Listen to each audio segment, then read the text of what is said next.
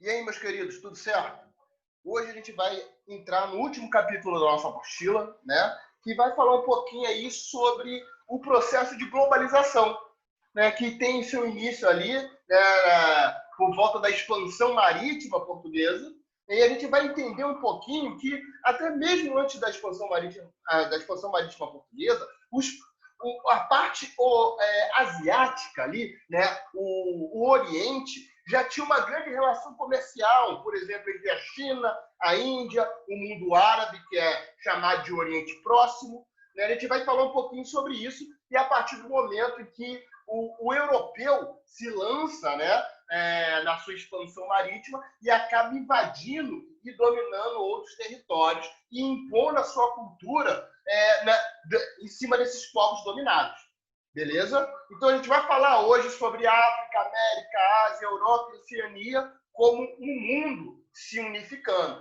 Né? Os primórdios da chamada globalização que vocês estudam aí em geografia. Beleza? Vamos lá, hein?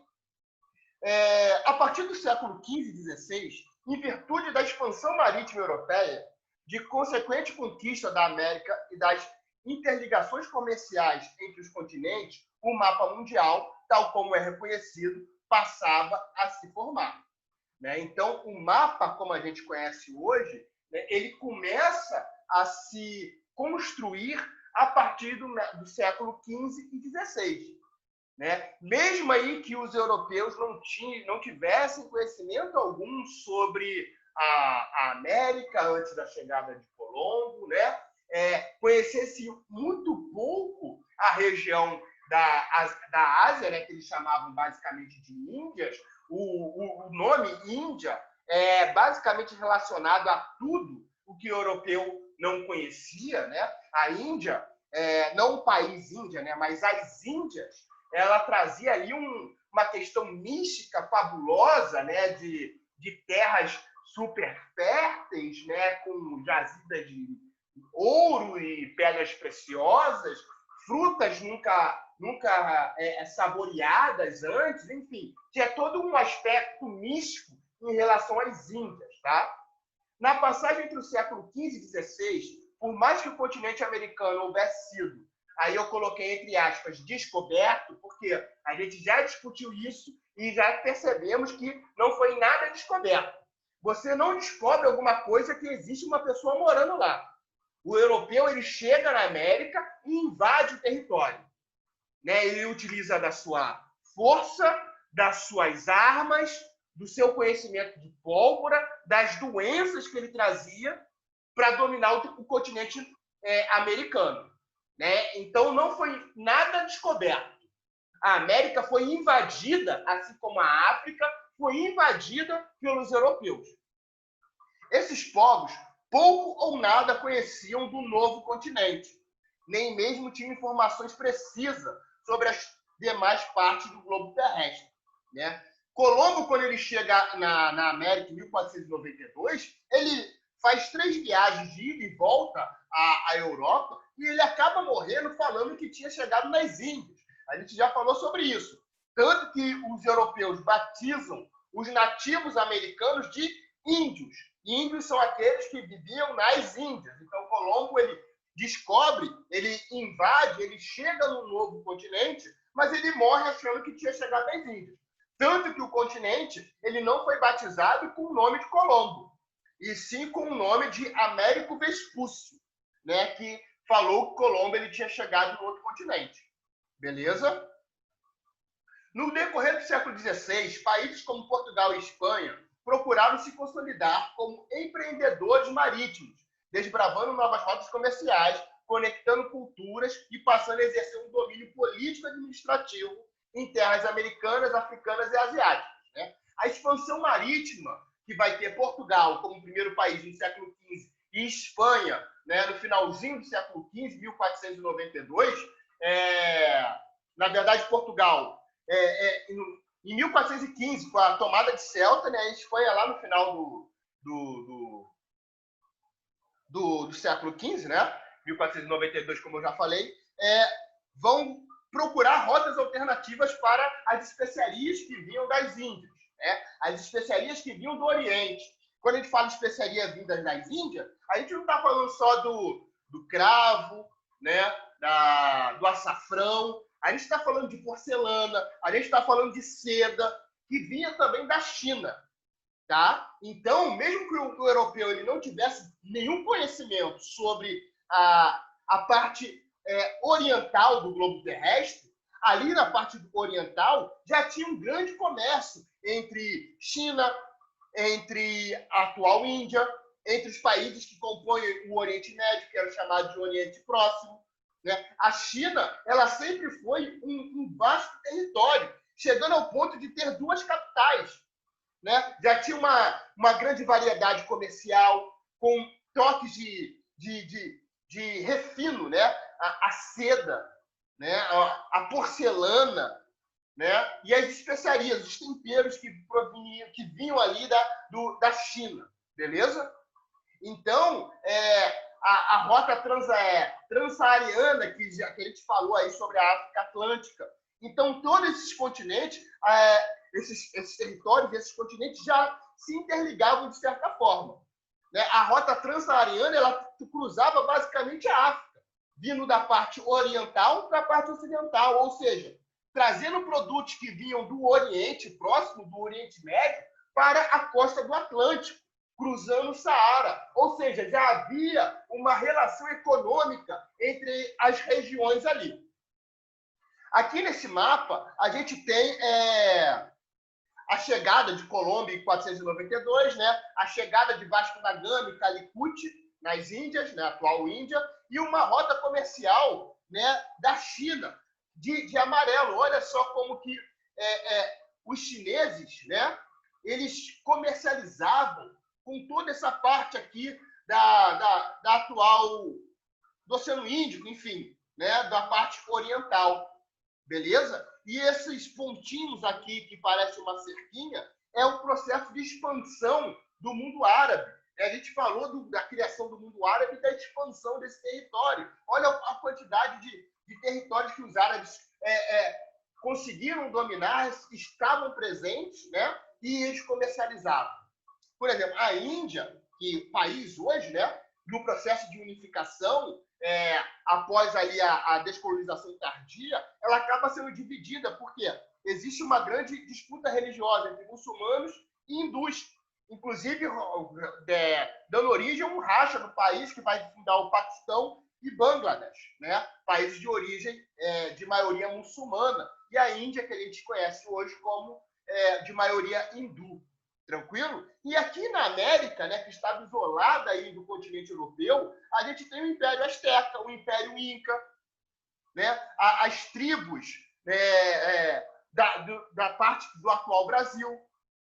Né, mas as tribos do atual Brasil eles não conseguiram estabelecer grandes impérios, né, era uma organização social diferente. Mas o Império Inca e Azteca são grandes regiões com grande fluxo comercial. Beleza?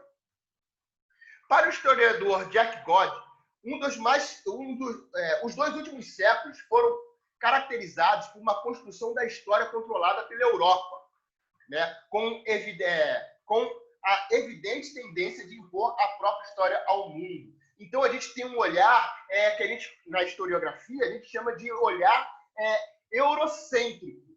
A gente tem uma historiografia que é transmitida, né, da Europa para o restante do mundo. Isso porque a gente vai falar agora da percepção do outro e vamos entender um pouco do olhar etnocêntrico, né? O olhar superior do europeu em relação aos outros povos. Né? E isso se reflete, inclusive, até hoje, como a questão do olhar etnocêntrico do europeu. A gente hoje problematiza isso e desconstrói esse olhar que foi transmitido ao longo de décadas e, inclusive, séculos. Beleza? Vamos lá. Para os europeus cristãos, qualquer um que não fosse europeu e cristão era visto como outro. Essa percepção implicava, necessariamente, considerar o outro como inferior, indigno de respeito. Né?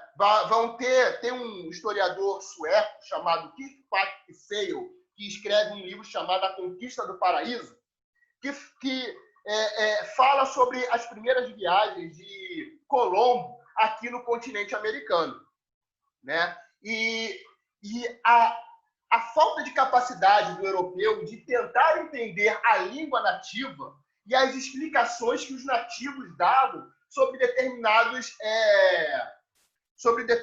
aspectos. Por exemplo, nesse livro do Kik Patupseio, ele fala sobre a aparência de um peixe-boi, em que os europeus rotulavam como sereias. E os índios tentavam explicar, os nativos americanos tentavam explicar que aquilo ali não era uma pessoa, né? E sim um peixe, enfim. E o europeu, ele, com seu imaginário, né, de bestas mitológicas, enfim, ele desconsiderava a explicação ou nem se dava ao luxo de tentar aprender a língua local para tentar entender a realidade dos nativos americanos. Eles simplesmente chegaram aqui, impuseram a sua cultura, a sua língua, a sua religião, né? Tentaram impor os seus hábitos alimentares, e isso daí mostra o olhar de superioridade do europeu referente ao outro, né? Vamos seguir. Ó. No caso dos judeus, visto pelos cristãos como o outro, era preciso convertê-los, transformá-los em cristãos novos, ou seja, até o judaísmo, que é a base do cristianismo, né? O cristão europeu ele vai tentar, inclusive, forçar, né, os judeus a se converterem ao cristianismo, através dos chamados cristãos novos. Aí a gente vê os sobrenomes de árvores, né? De frutas, enfim, como os oliveiras, os pereiras, né? Os silvas, que tem a ver com a silvicultura. A origem desses nomes são de cristãos novos, tá?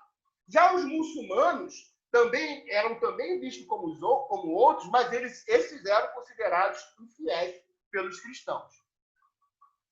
Percebe-se que para os europeus havia dificuldade de aprender o outro na plenitude da sua dignidade, de seus direitos e, sobretudo, da sua diferença. Daí a tendência dos europeus colonizarem o outro, partindo do princípio de que o outro não sabia nada, ou simplesmente de que eles, os europeus, sabiam mais. Ou seja, não se levava em consideração, o europeu ele não levava em consideração o conhecimento local. E essa ideia de que o europeu sabe mais é uma grande falácia. Por quê? Pensa lá nas nossas aulas de filosofia, né? O conhecimento que foi preservado da Grécia Antiga estava nas mãos de quem? Estava nas mãos dos árabes. Ele só volta para a Europa no século XI, a partir da criação das universidades, né? Do renascimento urbano. E aí os árabes ensinam os europeus.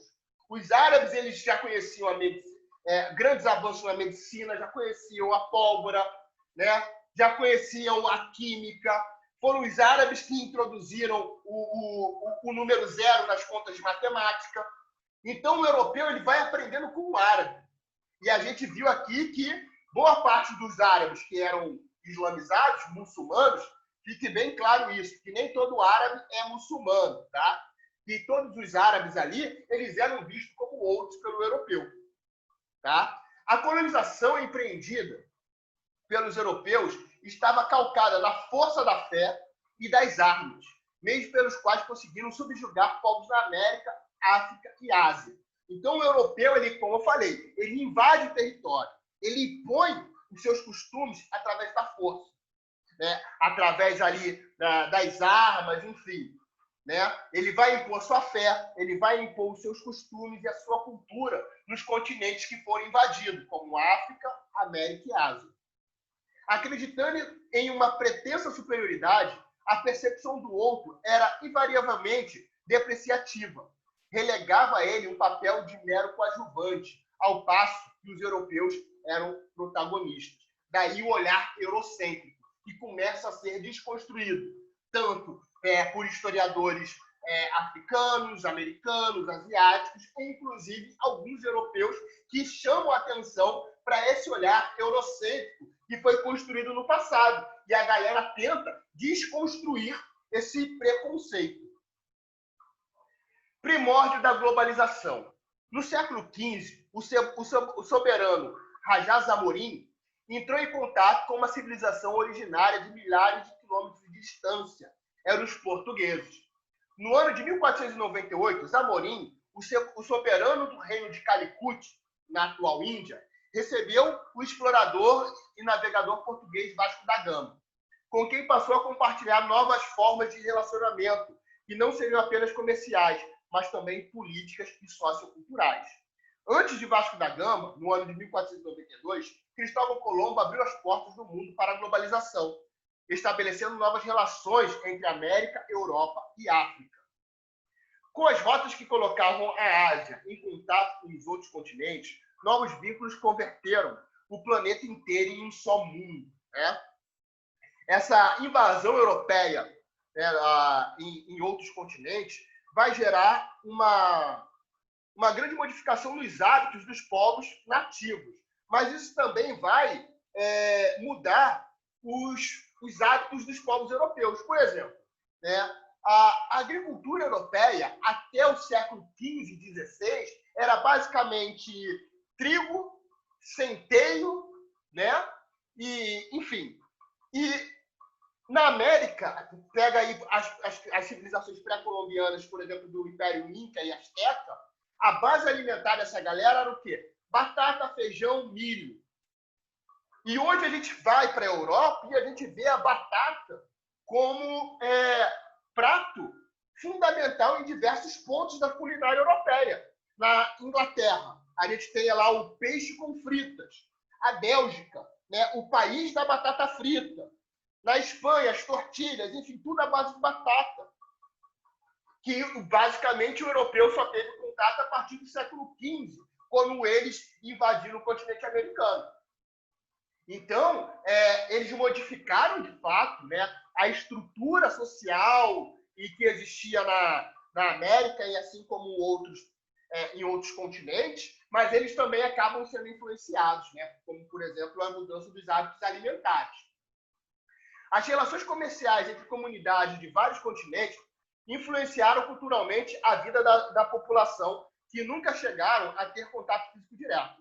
O intercâmbio cultural, nesse sentido, alterou o modo como diversos grupos viviam à medida que novos hábitos e costumes eram apropriados e transformados. Os europeus cristãos levaram a sua fé para todos os continentes do mundo, difundindo o catolicismo. Das civilizações orientais, os europeus assimilaram conhecimentos técnicos, científicos e artísticos. Apesar de serem vistos como uma população exótica e selvagem pelos europeus, os nativos americanos ensinaram muito ao mundo europeu. Por exemplo, chocolate. Né? O cacau é uma árvore nativa da América. Né? O chocolate, como a gente chama hoje, ele era os primórdios dele eram consumidos pelas civilizações pré-colombianas.